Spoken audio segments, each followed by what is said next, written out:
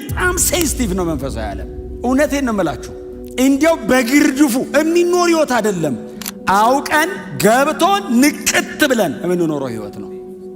የሆነ ተአምር ሲደረገው ከወንጌል በላይ ተአምሩ፣ ከኢየሱስ በላይ የሆነ ነገሩ አይደምቅባችሁም? እሱም ከሆነ ከያዛችሁት ነገር እያፈገፈጋችሁ ነው። ተመለሱ። ከሰማችሁት ነገር በክርስቶስ ኢየሱስ ከተገለጠው ከዚህ ዘላለማዊ እውነት ፈቀቅ ሊያደርጋችሁ የሚታገላችሁ ካለ ቶሎ ብላችሁ አስወግዱት። በጌታ ቤት ያለን ረጅም ዘመን የቆየን ይህንን የምናምን ሰዎች አጥብቀን እንያዝ። አጥብቀን ሌላ መልእክት አይኑራችሁ፣ ሌላ ርዕስ ሕይወታችሁ ላይ አይኑር። ኢየሱስ የተሰቀለው፣ እኛ ግን የተሰቀለውን ክርስቶስን እንሰብካለን። አጥብቃችሁ ያዙ። ርዕስ ሲሰጧችሁ አትቀበሉ። አለኝ በሉ።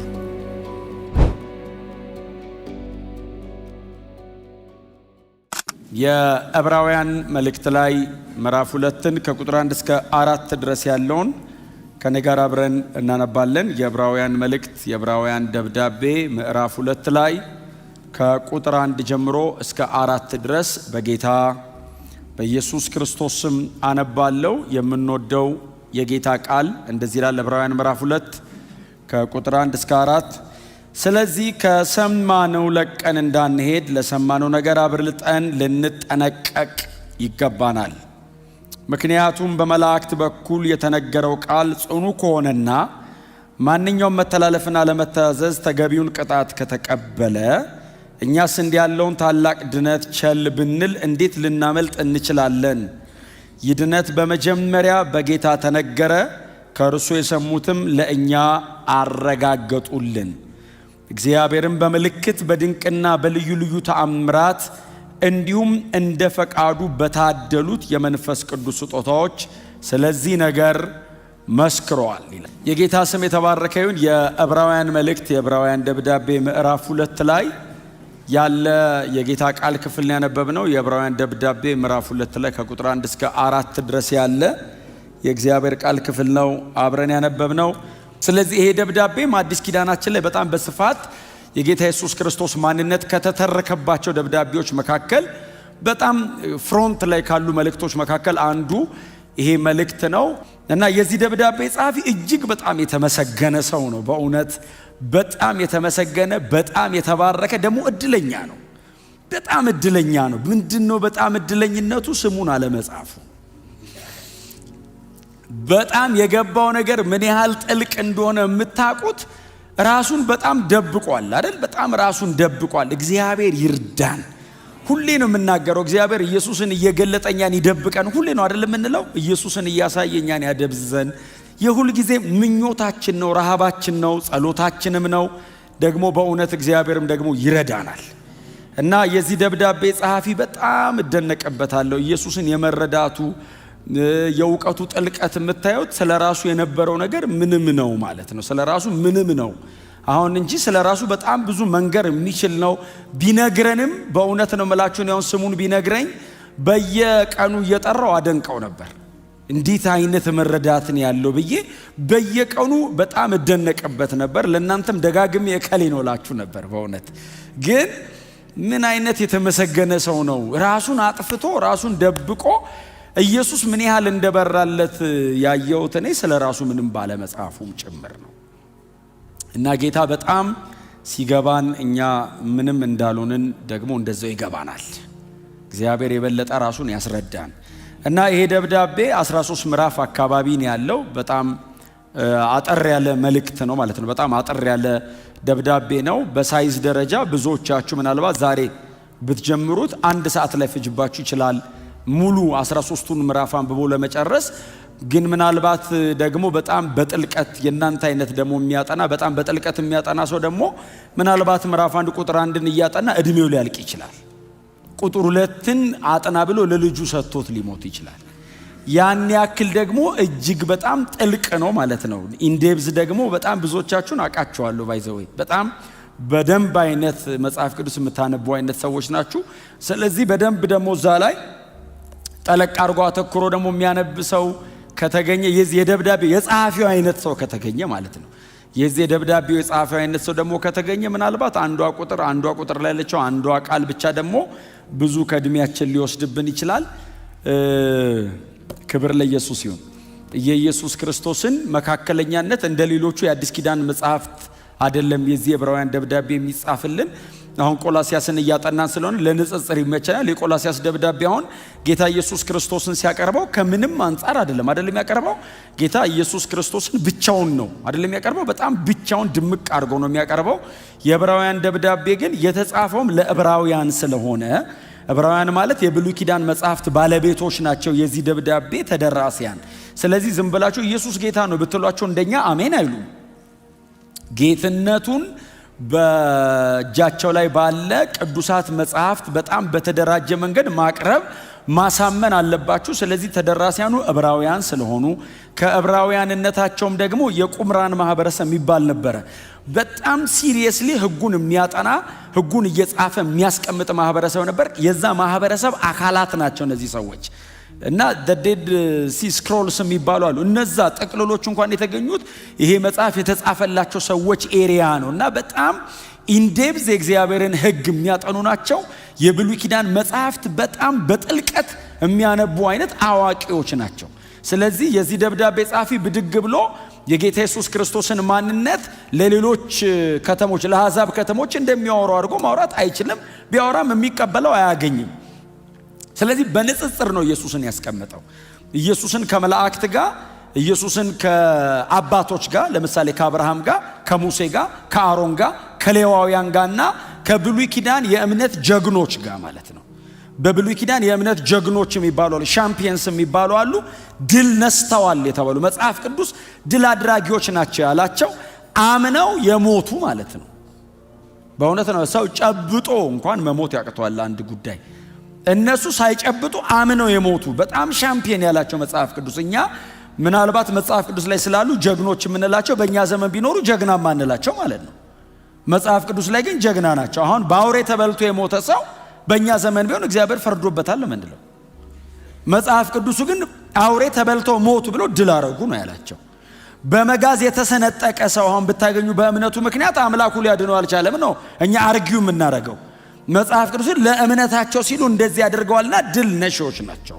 ምናልባትም የእምነት አርበኞቹን መዘርዘር ብቻ ሳይሆን የዚህ እምነት ጀማሪ የነበረውንም ኢየሱስን የዛሬ 2000 ዓመት እሱ በነበረበት ዘመን አብረኑ ኖረን ቢሆን ኖሮ ለመከተል አዳጋች ነው። ሲሞትም ባይዘወይ የመሲህ ሞት አይደለም የሞተው፣ የወንበዴ ሞት ነው የሞተው አይደል? እንደው እኮ ግልጹን እኮ ካወራችሁና ኢየሱስ መሬት ላይ ያለ ፊት ለፊት ሲሰቀል ብትኖሩ እናንተ ከ11 መሃል ልትሆኑ ትችላላችሁ ከሚከተሉት መሃል እንጂ በጣም አዳጋች ነው። ሲሰቀል እያያችሁ የወንበዴ ሞት እየሞተ ግን ከእግዚአብሔር አንግል ግን የኢየሱስ አይነት የለም። ክብር ለኢየሱስ ይሁን። እና ከእንደነዚህ አይነት በጣም ትልልቅ የእምነት ጀግኖች ጋር ኢየሱስን ማነጻጸር ነበረበት። የብሉይ ኪዳን ትልልቅ የተባሉ በእግዚአብሔር እጅ የተደረጉ ተአምራትን አምጥቶ በኢየሱስ የተደረገውን ተአምር ማነጻጸር ነበረበት። ከነዚህ ሁሉ ጋር ኢየሱስን አነጻጽሮ ኢየሱስ ከሁሉም ይበልጣል አለ። የደብዳቤው ጠቅላላ ሐሳብ እሱ ነው። ኢየሱስ ከሁሉም ይበልጣል ነው። ዕብራውያንን የሚያነብሰው መጨረሻ ላይ የሚዘጋው ኢየሱስ ከሁሉም ይበልጣል ብሎ ነው የሚዘጋው። በ13 ምዕራፍ 39 መጽሐፍ ሰመራይዝ የሚያደርግ ጀግና። እኔ ዘፍጥረትን አሳጥረው ብባል እላለሁ፣ ሁሌ ነው የምለው። እኔ 50 ምዕራፍ አለው፣ እኔ አሳጥረው ብባል 55 አደርገዋለሁ። ሙሴ ራሱ በጣም እየሰበሰበ ነው የጻፈው። መብራራት ያለበትን ነገር ነው ሙሴ ራሱ ትቶ ሄደው። ይሄ ሰውዬ 39 የብሉይ ኪዳን መጽሐፍትን በ13 ምዕራፍ ነው የሰበሰበው። መሰብሰብ ብቻ አይደለም፣ ከኢየሱስ ጋር አነጻጽሮ ኢየሱስ ይበልጣል ነው ያለው። ጉባኤው ጮክ ይበልና ኢየሱስ ከሁሉም ይበልጣል በሉ። ስለዚህ ነው እዚህ ደብዳቤ ላይ የተሻለና የላቀ የሚሉ 15 ጊዜ ተደጋግመው የገቡ ቃላቶች አሉ። እኛ ወደ አማርኛው ስንተረጉሙ ነው የተሻለና የላቀ ብለን 2 ቃል ያደረግነው እንጂ የተጻፈበት ኦሪጂናል ማኑስክሪፕቱ ላይ አንድ ግሪክ ቃል የሚጠቀመው። ስለዚህ ይሄ ደብዳቤ የተሻለ ነገር መጽሐፍ ነው፣ የላቀ ነገር መጽሐፍ ነው። ኢየሱስ ከአብርሃም ይበልጣል። ኢየሱስ ከሙሴ ይበልጣል። ኢየሱስ ከአባቶች ይበልጣል። ኢየሱስ ከነ ኤልያስ ይበልጣል። አሁን ይህንን ለእናንተ መስበክ በጣም ከባድ ነው። ምክንያቱም ለኢትዮጵያውያን ባለውለታ ናቸው እነዚህ ብሉይ ኪዳን አባቶች። አሁን የኢየሱስ የመስቀል ሥራ ከቀይ ባህር መከፈል ይበልጣል። አሁን ከባድ ነው ለኢትዮጵያዊ መስበክ። ምክንያቱም ከመስቀል ሥራው በላይ ቀይ ባህርን ሰምተነዋል፣ ባለውለታችን ነው። በእውነት ግን ስነግራችሁ የኢየሱስ የመስቀል ሥራ ወደር የለውም። ያ ከግብፅ ወደ ከነዓን ነው፣ ይሄ ከሲኦል ወደ ሰማይ ነው። ያ የ430 ዓመት ባርነት የተሰበረበት፣ ይሄ ዘላለም ሞት የተሰበረበት። የዛኛው መሪ ሙሴ ነው፣ የዚህኛው ኢየሱስ ነው። አሁን እዚህኛው ላይ ሙሴ አውጪ አይደለም፣ ከኛ ጋር አብረው ወጪ ነው። ኢየሱስ ነው የሚያወጣው ሙሴን ራሱ። እዛ የመለወጡ ተራራ ላይ እኮ ሙሴ መጥቶ ነበር አይደል? ደጋግማችሁ የምታነቡት ሙሴ እኮ መጥቶ እንደው ማቴዎስ አቴንሽኑ ስላልነበረ ዝም ብሎ ኢየሱስ ልብሱ ተለወጠና አብረቀረቀ አለን። ሙሴና ኤልያስ መጥተው ነበር ብቻ ብሎ አለፈው እንጂ ማርቆስ እኮ ሲነግረን እኮ እያወሩ ነበር እኮ አለን። ምክንያቱም ማርቆስ የጻፈው ከጴጥሮስ ሰምቶ ነው። ስለዚህ ጴጥሮስ ነበርና ወሬ ነበር አለ። ምንድን ነበር የተወራው ሲሉት ከዚህ ዓለም ስለመለየቱ በኢየሩሳሌም ስለሚያደርገው ከዚህ ዓለም ስለመለየቱ ሙሴና ኤልያስ እየጠየቁት ኢየሱስ እየመለሰ። ምክንያቱም ሙሴ ምን ይለዋል ኢየሱስን ሲያዋራው? እኔ ከግብፅ ወደ ከነዓን ከግብፅ ሲለዩ ኤክሶዶስ ነው ትክክለኛው ቃሉ። የብሉይም የአዲሱም የኢየሱስ ሞትን ባይዞ ዘጸአት ነው ተብሎ የተጠራው። ያኛውን ዘጸአት እኔ ስሰራው ይገርምሃል፣ በትራንሳ ተብዬ በትራንስቼ ባህር ተከፍሎ ነው የወጡታው። አንተ እንዴት ነው የምትሰራው ይለዋል። ሞቼ ይለዋል። እና ወሬ ነው፣ የሰማይ ስብሰባ እኮ ነው። ኦ ሞተ፣ አዎ እምታወጣን ይለዋል። ሙሴ አውጭ አይደለም? አዎ ይለዋል። እኔ መስቀል ላይ ሞታሉ በሙሉ ጥርግ ብላችሁ። ክብር ለኢየሱስ። ኢየሱስ ወደር የለውም በዚህ ደብዳቤ ላይና ምዕራፍ አንድን እናንተ በኋላ ጊዜ ስታገኙ ቁጭ ብላችሁ አንብቡት። ጌታ ኢየሱስ ክርስቶስ ከሁሉም ይልቃል ነው አይደል? ምዕራፍ አንድ ደግሞ በጣም ጥልቅ ነች። ቁጭ ስትሉ ጊዜ ስታገኙ በኋላ ምሳ ሰዓት ላይ አንብቡት። ኢየሱስ ከሁሉ ይልቃል ነው። ስፔሲፊክ አድርጎ ደግሞ ከመላእክት ይልቃል። ከቁጥር 4 ጀምሮ ምዕራፍ 1 ላይ ከቁጥር 4 ጀምሮ ኢየሱስ ከመላእክት ይልቃል። ኢየሱስ ከመላእክት ጋር ለንጽጽር አይቀርብም። በፍጹም ኢየሱስ ከመላእክት ጋር ለንጽጽር አይቀርብም። ይሄ በእርግጥም ደግሞ የታወቀም ነው፣ እውነትም ነው፣ መጽሐፍ ቅዱስ የሚያስተምረንም ነው። ኢየሱስ ከመላእክት ይበልጣል ይላቸዋል። በመካከላቸው የቀን ቆጠራና የመላእክት አምልኮ አይጠፋም። ዕብራውያን ስለሆኑ የቀደመው ሪቹዋል ስላለ እጃቸው ላይ መላእክትን ማምለክና መከተል፣ ለመላእክት መስገድ እንደዚህ አይነት ነገር አለ። ኢየሱስ ከመላእክት ይበልጣል ይላቸዋል። ኢየሱስ ከመላእክት የሚበልጠው ተወዳድሮ አይደለም። ኢየሱስ ፈጣሪያቸው፣ መላእክትን የፈጠራቸው ኢየሱስ ነው። ይህንን ቆላስያስ ላይ ስላነሳሁት አልናገርም። የሚታይም የማይታይም የትኛውም ፍጥረት በክርስቶስ ኢየሱስ በኩል ተፈጥሯል።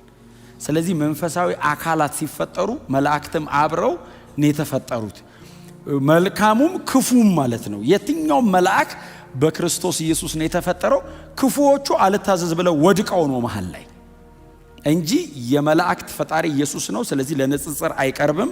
ግን የዚህ ደብዳቤ ጸሐፊ እነሱን ማሳመን አለበት። አሁን እኔ እናንተ ኢቫንጀሊካል ሰርክል ላይ ቆሜ አሁን በዚህኛው ሳይድ ቆሜ ስለማወራ ነው በቀላሉ ማወራው እንጂ እነሱን ለማሳመን ግን በቀደመው ኪዳን ዳዊት የዘመራቸውን መዝሙሮች ያነሳቸዋል አይደል? አንተ ልጄ ነህ እኔ ዛሬው ልጄ ያለው ስለ የትኛው መልአክ ነው? ስለ ልጁ ነው እንጂ እያለ ጌታ ኢየሱስ ክርስቶስ የእግዚአብሔር ልጅ ነው። አንተ ልጄ ነህ እኔ ዛሬ ወለድኩ ብሎታል አብ። እነሱ ደግሞ ምናልባት ቅዱሳንን የሚያገለግሉ መናፍስት ናቸው። ከዛ የተዘለለ ምንም አዲስ ነገር በእነሱ አገልግሎት ዘንድ የለም። እነሱ ማለት ቅዱሳን ለመውረስ እንዲያግዟቸው የሚላኩ መናፍስት ናቸው። እንደውም መላእክቱን የእሳት ነበልባል የሚያደርጋቸው እሱ ነው ይላልና ኢየሱስ የእግዚአብሔር ልጅ ነው ይላቸዋልና ለሚያውቁት ምናልባት ይሄ 57 ዓመተ ምህረት ነው የሚጻፈው። የ57 ዓመት ዕድሜ ባለጠጋ ኢየሩሳሌምና ይሁዳ አካባቢ የኖረ ሰው ካለ ኢየሱስን በአካል ያውቀዋል። ስለሱ ሰውዬ ነው እየጻፈ ያለው። ያ ትዝ ይልሃል ይላል። የትኛው መስቀል ላይ የተሰቀለው ያ ኢየሱስ የሚሉት እሱ የእግዚአብሔር ልጅ ነው ሲል አሁን እኔና እናንተን ሁላችሁም እንደዚህ ብላችሁኛል። ዕብራውያን ያ መስቀል ላይ የተሰቀለው ሰው እሱ የእግዚአብሔር ልጅ ነው። እርሱ መላእክትን የፈጠረ ነው። እርሱ ሱፕሪም ነው፣ ሉዓላዊ ነው፣ ሶቨሬን ነው። ክብር ለኢየሱስ ይሁን። ይህን እያስረዳቸው ይመጣና ቅድም ያነበብነው ክፍል ምዕራፍ 2 ከቁጥር 1 ጀምሮ ስለዚህ ከሰማነው ለቀን እንዳንሄድ ለሰማነው ነገር አብልጠን ልንጠነቀቅ ይገባናል። ምንድነው የሰሙት? ቅድም ምዕራፍ 1 ላይ ያነሳውት ጌታ ኢየሱስ ክርስቶስ ከሁሉ ይልቃል። አዎ። የዘላለም ሕይወት ያለው በጌታ በኢየሱስ ክርስቶስ በማመን ብቻ ነው። አዎ። ከዚህ እውነት ከሰማነው ለቀን እንዳንወሰድ አብልጠን አብዝተን ልንጠነቀቅ ይገባናል። የሚጎትት የሚስብ ወደ ኋላ የሚያስቀር ከዕብራውያን አንጻር በዕብራውያን ኮንቴክስት ካየነው ሃይማኖተኝነታቸው በእጃቸው ላይ የነበረው በቅዱሳት መጻሕፍት ያሉ የእምነት አባቶቻቸው በእምነት አባቶቻቸው የተከናወኑ ትልልቅ ታሪኮች ኢየሱስን ሊጋርዱባቸው ይታገሏቸዋል። ስለዚህ ይሄ ደብዳቤ ሲጻፍ የሚጽፈው ሰው እንደዚህ ይላል፣ ከሰማችሁት ነገር ወደ ኋላ እንዳታፈገፍጉ፣ ለቃችሁ ወደ ኋላ እንዳታፈገፍጉ ለሰማችሁት ነገር ልትጠነቀቁ፣ ፕሮቴክት አርጉ። መልእክታችሁን የሰማችሁትን ወንጌላው ጋርድ አርጉ፣ ጠብቁት፣ ልትጠነቀቁ ይገባል። እግዚአብሔር ይጠብቃችኋል ብቻ አይደለም የሚለው ተጠንቀቁ ነው የሚለው። ኮንሸስ መሆን አለበት። ምዕራፍ 1 ቁጥር 2 እና ቁጥር 3 ላይ ኢየሱስ መለኮት መሆኑን አስረድቷቸዋል። ቁጥር 4 ላይ በመስቀል ላይ በፈሰሰው ደም እኛና እግዚአብሔርን አስታርቆ ስራውን ጨርሶ በሰማያት በግርማው ቀኝ ተቀምጧል ብሏቸዋል። ስለዚህ የመፍጠርም የቤዛነትም ስራ የኢየሱስ ብቻ ነው። በቀደመው ኪዳን የነበሩ ታሪኮችም አባቶችም በእጃቸው የተከናወነ የትኛውም ተአምር ለዚህ ጥላ ብቻ ነው። ኢየሱስ እንደሚመጣ ምልክት ነው እግዚአብሔር በአባቶች የሰጠው። ሊጋርዷቸው አይገባም። ከሰማችሁት ነገር እንዳትወሰዱ አብልጣችሁ ተጠንቀቁ ይላቸዋል ይለናል። ከ2000 ዓመት በኋላ መልእክቱ ለኔ ነው። ከ2000 ዓመት በኋላ ዛሬ እሁድ ማለዳ እዚህ ለተሰበሰብን ነው መልእክቱ። የተለያየ በየግላችሁ እንደውሏችሁ እንዳስተዳደጋችሁ በጣም የተለያየ ኢየሱስን የሚጋርድ የግል ቻሌንጅ ሊኖርባችሁ ይችላል። እድል እንዳትሰጡ። በጣም ሃይማኖተኛ ሆነው ገዳማዊነቱ የሚያስጨንቃቸው አሉ። ዕብራውያን መካከል ሞናርኪዝም ያለባቸው ገዳማዊነቱ የሚያስጨንቃቸው አሉ። ነገርን በመደጋገም ብዛት እንደሚድኑ የሚያስቡ አሉ። ኖ ይላቸዋል። ኢየሱስን መጋረድ ነው። የኢየሱስን የመስቀል ሥራ ማቃለል ነው። ኢየሱስ ሲደመር የሆነ ነገር ይላሉ ዕብራውያን። ኢየሱስ ሲደመር አባቶች፣ ኢየሱስ ሲደመር የሕጉ ሥራ፣ ኢየሱስ ሲደመር ብለው የሚዘረዝሩት ነገር አለ። የቤተ መቅደሱ ሥርዓት ኖ። ከሰማችሁት ነገር በክርስቶስ ኢየሱስ ከተገለጠው ከዚህ ዘላለማዊ እውነት ፈቀቅ ሊያደርጋችሁ የሚታገላችሁ ካለ ቶሎ ብላችሁ አስወግዱት። የዚህ ደብዳቤ ጸሐፊ እንደ ምሳሌ ነው የሚያቀርብላቸው። እናንተ አዲስ ኪዳን ላይ ያላችሁ ደቀ መዛሙርት ናችሁ፣ ቅዱሳን ናችሁ ይላቸዋል። በመላእክት በኩል የመጣው ያ መልእክት አለመታዘዙ ቅጣት ካስገኘ ይላል። በመላእክት በኩል የተላከ መልእክት በመላእክት በኩል የተላከ መልእክት ብሎ የሚያቀርበው የሙሴን ሕግና የብሉይ ኪዳን አገልግሎትን ነው። እግዚአብሔር የመላእክትን መካከለኛነት አድርጎ ያከናወነው ሥርዓት ነው። እንዲያው በሎሌዎቹና በባሪያዎቹ በኩል በጣም ብለርድ እያደረገ የመጣው ያ አገልግሎት እሱን አለመታዘዝና መልእክቱን እምቢ ማለት ይህንን አይነት ቅጣት ካስከተለ ይላል በክርስቶስ ኢየሱስ ሥጋ መልበስና በእርሱ ወደ ምድር መምጣት የመጣው መልእክትን አለመቀበል እንዴት አብልጦ ቅጣት አያስከትልም? ብሉይ ኪዳን ቅጣቱ እዛው ነው። አለመታዘዝ እዛው ነው ቅጣቱ ብሉይ ኪዳን ላይ። መስዋዕቱም ቀላል ነው። ብሉይ ኪዳን በግ ነው የሚቀርበው። አዲስ ኪዳን እኮ በግ አይደለም እኮ ራስህን እኮ ነው የምታቀርበው። የብሉይ ኪዳን መስዋዕት እኮ ወይ በግ ነው እንደ አቅምህ ነው። በግና ማቀረብ የማይችል ከሆነ ደግሞ አሁን ለምሳሌ እነ ማርያም የኢየሱስ እናት የነበሩበት የኑሮ ደረጃ በጣም ዝቅተኛ ስለሆነ ዋኖስ ነው አይደል ይዞ የመጡት።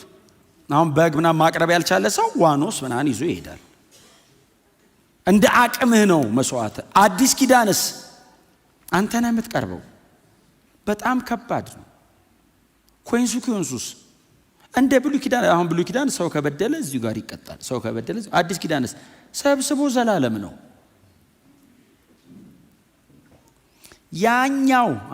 ያኛው አለመታዘዝ ቅጣት ከነበረው ይሄኛውማ ይላል እንዴት አብልጦ ቅጣት አይኖረውም አለና መልእክቱ በማ በኩል ነው የመጣው?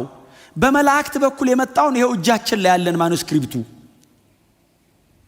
በነቢያት በኩል በሕግ በኩል የመጣው ነው ይሄው እኛ ማንበበነዋል። ይሄኛው በማ በኩል ነው የመጣው? ስለ አስቀድሞ በጌታችን በኢየሱስ ክርስቶስ ተነገረ።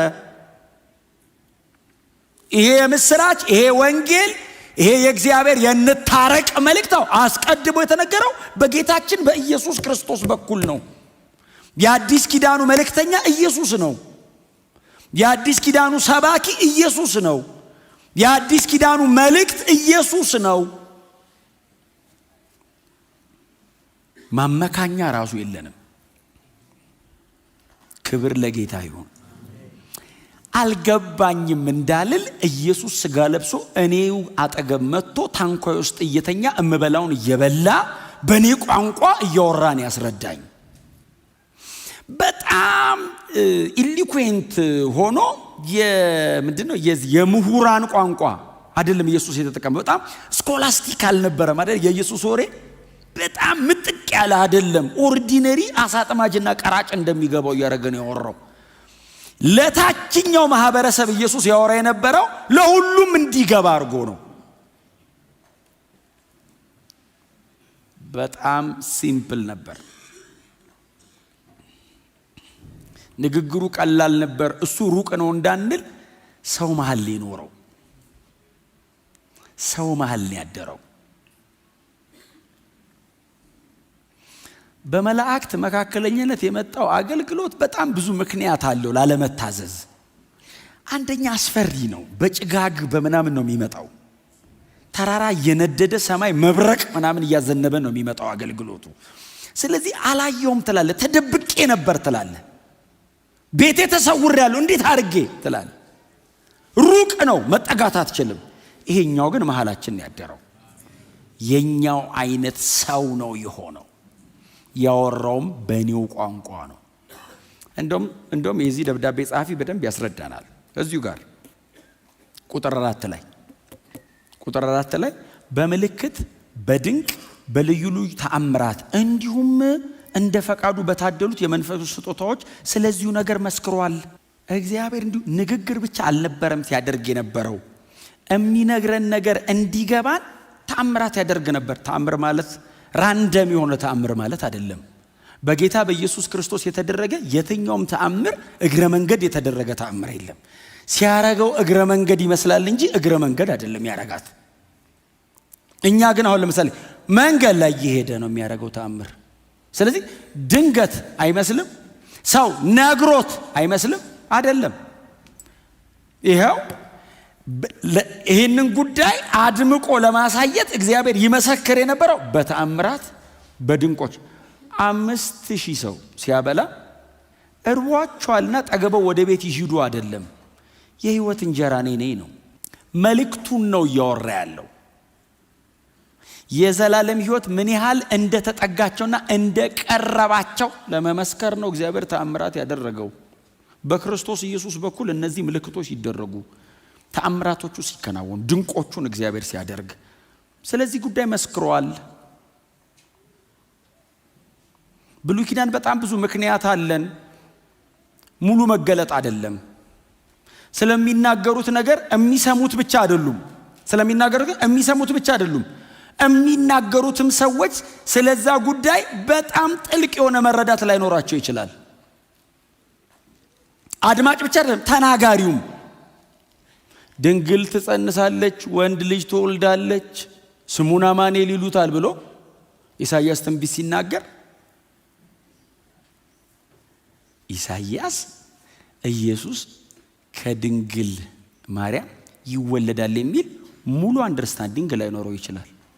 ትንቢቱ በኢሳይያስ ዘመን ተፈጸመ። በኢሳይያስ ዘመን እኮ ተፈጸመ እኮ ትንቢቱ። ድንግል ትጸንሳለች፣ ወንድ ልጅ ትወልዳለች፣ ስሙን አማኑኤል ይሉታል የሚለው እኮ በንጉሱ ዘመን እኮ ተፈጸመ። ሕዝቅያስ ሲሆን ብቻ አገባ ይላል፣ ድንግሊቱን ሴት አገባ ይላል፣ ወለደች ይላል፣ አማኑኤል አለችው ይላል። ባይፈጸም ይወግሩታል። ለምን? ኢሳይያስ ቆሞ ተነበየ። ነገሩ የተፈጸመው ከ700 ዓመት በኋላ ነው። በዘመኑ ትንቢት ተናግሮ ካልተፈጸመ በድንጋይ ውገሮ የሚል ሕግ አለ። እንዳይወገር ብሎ እግዚአብሔር በቅርብ ያስፈጽመዋል። የሩቁ ነው ዋናው። እንኳን አድማጩ አይደለም ተናጋሪው ራሱ ስለ ጉዳዩ ሙሉ ፒክቸር ላይ ኖረው ይችላል። እግዚአብሔር ምን እያወራ ነው ሙሉ በሙሉ መረዳት ላይቻል ይችላል። ስለ ኢየሱስ ነው ወሬው። እግዚአብሔር ሊነግር እየሞከረ ያለው ስለሚልከው አዳኝ ነው። በብሉይ ኪዳን አድማጮቹ ይመረምራሉ። አንደኛ ጴጥሮስ ምዕራፍ 1 እንደሱ አይደለም የሚለው? ለእናንተ ስለተናገሩት ስለዚህ መልእክት እኮ ነው የሚለው። እንደውም ትንቢት ነው የሚለው። ለእናንተ ስለተናገሩት ስለዚህ ትንቢት መቼና በምን አይነት ሁኔታ እግዚአብሔር ሊፈጽመው እንደሚችል አጥብቀው ይመረምሩ ነበር ይላል። እግዚአብሔር ተናግሮ በእነሱ አፍ እንዴት ነው ግን ይሄ ነገር? ከእውቀታቸው በላይ ነው መልእክቱ። እግዚአብሔር ይናገራል፣ አልናገርም ማለት አይቻልም። ምን እያለ እንደሆነ ግን ፉሊ አንደርስታንድ አያረጉትም። ግን እግዚአብሔር ብሏል። ኢማጂን ከሚደረገው በላይ ነው። ድንግል ትጸንሳለች ሲባል ጸንሳ አታውቅም። የመጀመሪያም የመጨረሻም ባይዘው ማርያም ናት። ወንድሞች አሜን በሉ። እህቶች ዝም አላችሁኝ። በዘላለም ውስጥ ከማርያም ውጪ በድንግልና የምትጸንስ ሴት የለችም። ጉዳዩ የሚወራው ስለ ማርያም ነው። ኢሳይያስ ግን እንደዚህ አይነት ነገር አይቶ አያውቅም። ናቹራልም ነው፣ ለመናገርም ትንሽ ከባድ ነው። እግዚአብሔር ግን ሊያደርግ ያለው ነው ከመረዳቱ በላይ ነው ኢሳይያስ። ስለዚህ ብሉይ ኪዳን ላይ በተወሰነ መንገድ አልገባኝም ብትል እግዚአብሔርም ቆይ ይመጣል ልጄ ይልሃል። ብዙ አይጫንም። ግን በዛ መንገድ እንኳን የመጣው በመላእክት መካከል የመጣው ያ መልእክት እንኳን አለመታዘዙ እንደዚህ አይነት ቅጣት ካስከተላል ክሊር በሆነ መንገድ ግልጽ በሆነ መንገድ የመጨረሻውን የእግዚአብሔርን ዘላለማዊ የማዳን ፕሮግራም በልጁ በኩል እግዚአብሔር ተርኮት ይሄንን እምቢ ማለት የሚያስቀጥለው ቅጣት ከባድ ነው። ስሙኝ፣ ይሄ የሚጻፈው በጌታ ላልሆኑና ለማያምኑ ብቻ አይደለም። ቦርን አጌን ክርስቲያኖች ናቸው፣ ግን ዕብራውያን ናቸው፣ አይሁዳውያን ናቸው፣ ግን በጌታ እኮ ናቸው። ቸርች እኮ ነው ያሉት። ወደ ኋላ ሲያፈገፍጉ እኮ ነው ተዉ ይላል። ተመለሱ። ባንመለስ አረ ቅጣት አለው።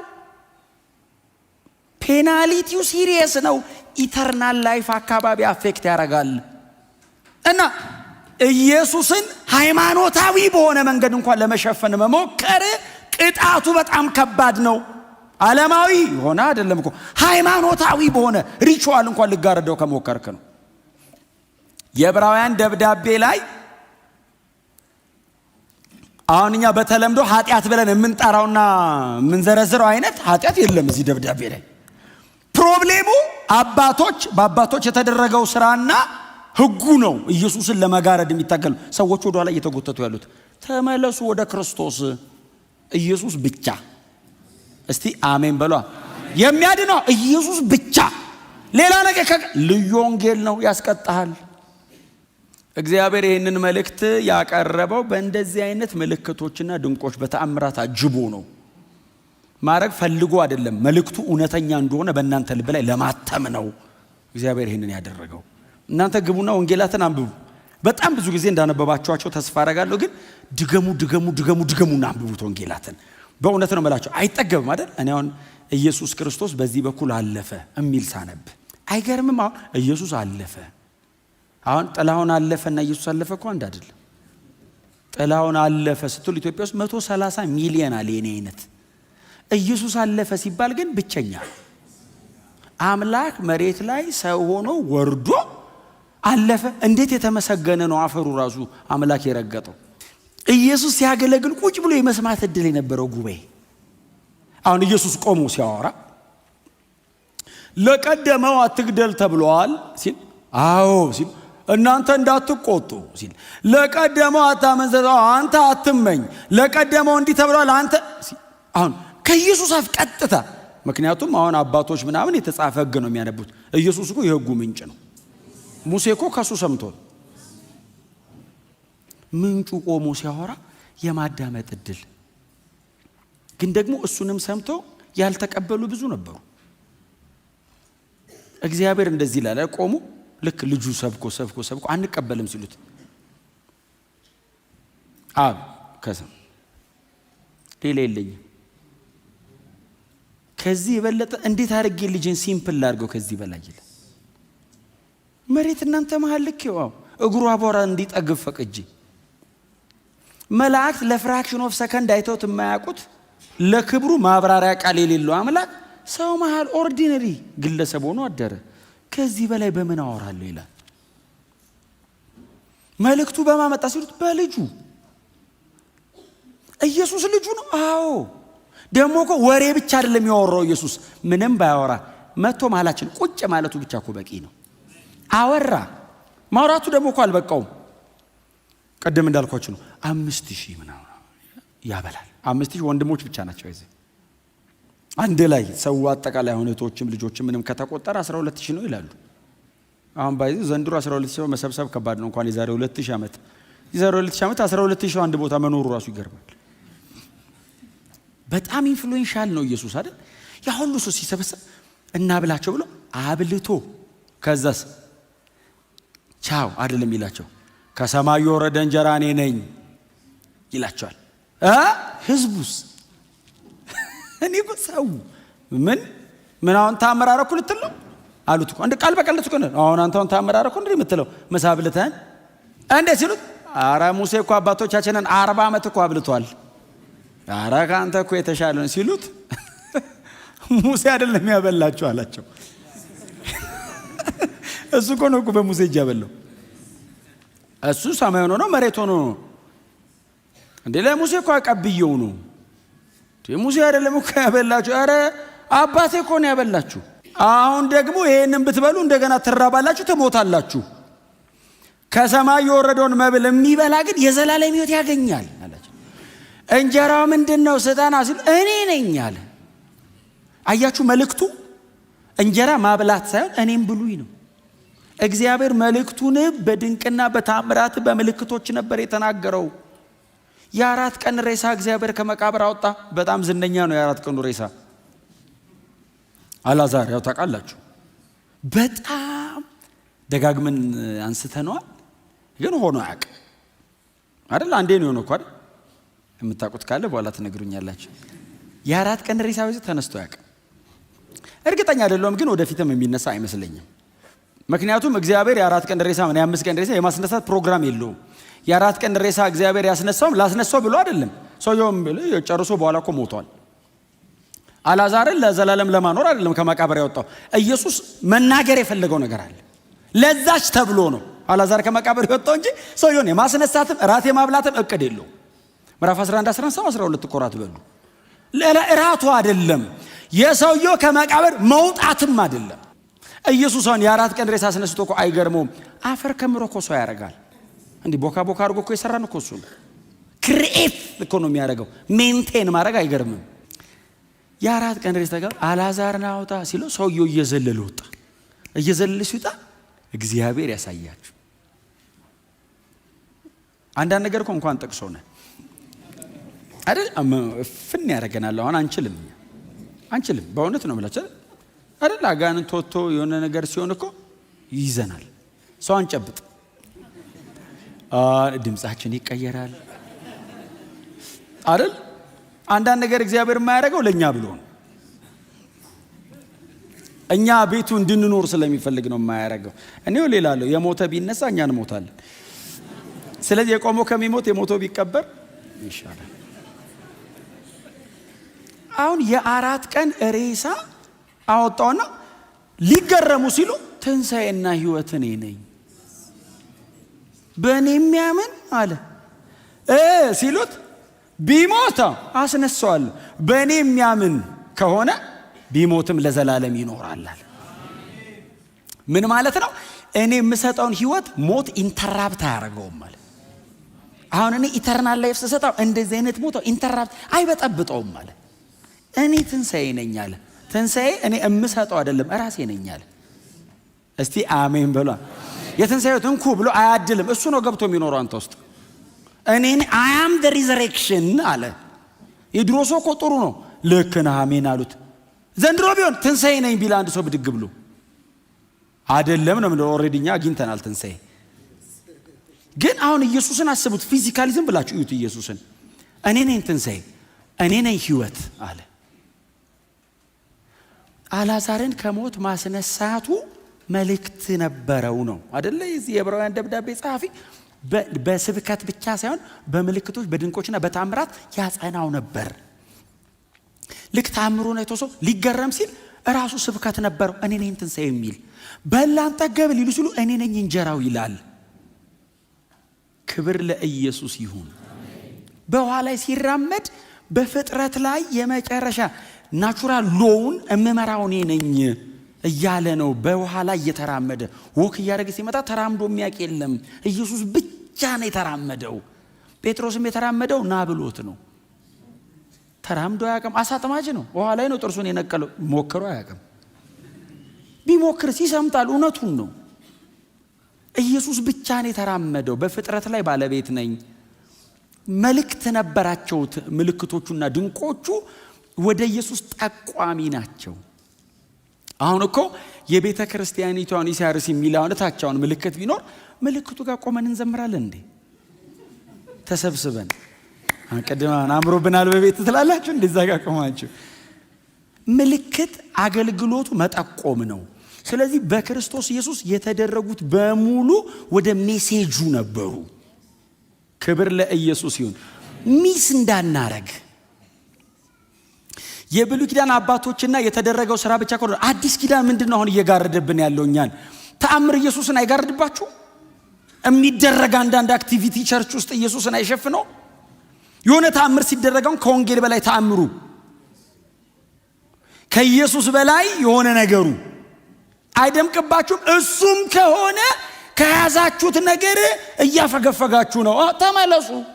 በጣም ሴንሲቲቭ ነው መንፈሳዊ ዓለም። እውነቴን ነው የምላችሁ።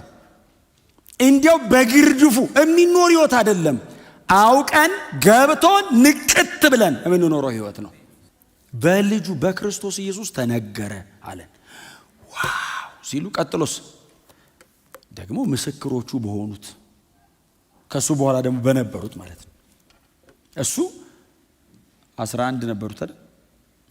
ሐዋርያት ብሎ የጠራቸው ደቀ መዛሙርቱ ማለት ነው። በእነሱ ደግሞ ተነገረ። ይሄ ሲነገር በእነሱ ሲነገር ደግሞ በእነሱ ሲነገር ጌታ ኢየሱስ ክርስቶስ የሞተ አስነስቷል፣ ጌታ ኢየሱስ ክርስቶስ አርጓል ብቻ አልነበረም ማለት ስብከታቸው። እግዚአብሔር በእነሱ በኩል ደግሞ ይመጣ የነበረውን መልእክት በምን አጸናው አለ? መንፈስ ቅዱስን በማደል። ኢቭን የመንፈስ ቅዱስ መታደል ይሄንን መልእክት ለማጽናት ነው። እግዚአብሔር አስቀድሞ በአባቶች ተናገረው አለ። በልጁ መጥቶ አጸናው አለ። ልጁ ጋር ነው ሴንተሩ። ይሄንን ደግሞ ኮንፈርም ሲያደርግ በአባቶች በኩል መንፈስ ቅዱስን እያደለ እንደወደደ የጸጋ ስጦታዎችን በመንፈስ ቅዱስ አማካይነት አካሉ ላይ እያፈሰሰ እግዚአብሔር መስክሯል። መዳን በክርስቶስ ኢየሱስ ብቻ ነው። እስቲ አሜን በሉ። ሌላ የለም። በእውነት ነው የምላችሁ፣ የለም። ዝግ ነው። እኔ ጴንጤ ስለሆንኩ አይደለም ይሄን የምናገረው፣ በእውነት ነው የምላችሁ። ግን እውነቱ ይሄ ብቻ ስለሆነ ነው። በጌታ ቤት ያለን ረጅም ዘመን የቆየን ይህንን የምናምን ሰዎች አጥብቀን እንያዝ። አጥብቀን ሌላ መልእክት አይኑራችሁ፣ ሌላ ርዕስ ህይወታችሁ ላይ አይኑር። ኢየሱስ የተሰቀለው፣ እኛ ግን የተሰቀለውን ክርስቶስን እንሰብካለን። አጥብቃችሁ ያዙ። ርዕስ ሲሰጧችሁ አትቀበሉ። አለኝ በሉ። እንትንን ብታስተጋባ ኖ አለኝ እኔ እንትንን ብትዘምር ኧረ አለኝ። ሙሉ መልእክት ኢየሱስ መቻል ቆኖ ሌላ ማወራው። አንዳንዴ ይሉኛል ይመጡና ጥሊ ስለምንም እንትን አትልኝ። ከዚህ በላይ ምን አለ ደግሞ? ምንስ መቻል መች ይሄው ምዕራፍ 1 ምዕራፍ 2 እኮ 4ኛው ቁጥር ላይ እኮ ነኝ እስካሁን ድረስ ሁሉ አውርቼ። ዕብራውያን ሙሉን እናውራው ካልን እኮ እድሜስ ይበቃል እንዴ? ሰማይና ምድር አይጠቃለልም እንዴ ሳያልቅ? ከሰማኑ ነገር እንዳንወሰድ አብልጠን ልንጠነቀቅ ይገባናል። የሰማነውን በአባቶች በኩል ተነገረ። ይሄ ለዕብራውያን ነው። እኔና እናንተ ከክርስቶስ ኢየሱስ ጀምሮ ያለው ግን ይመለከተናል ቀጥታ። ብሉይ ኪዳን አይመለከተኝም፣ አባቶች የኛ አይደሉም፣ የአባቶች አይሁዳውያን ነው ብንል በልጁ አለ። ይሄው መጣኩ በክርስቶስ ተነገረ። እግዚአብሔር በልጁ የተናገረን ምልክትና ድንቅ ተአምራት እያደረገ ብቻ አይደለም። ኢየሱስ እነዛን ተአምራቶች እያደረገ ተናግሯል። አዎ ይሄው መጽሐፍ ቅዱስ ያረጋግጣል። ከዛ በላይስ የመስቀል ሞቱ፣ የኢየሱስ የመስቀል ሞት ማንም ቆሞ የዛን ያክል የክርስቶስን ፍቅር ሊያሳየኝ አይችልም። ማንም ቆሞ እግዚአብሔር ምን ያህል እንደሚወደኝ ከዛ በላይ ሊነግረኝ አይችልም።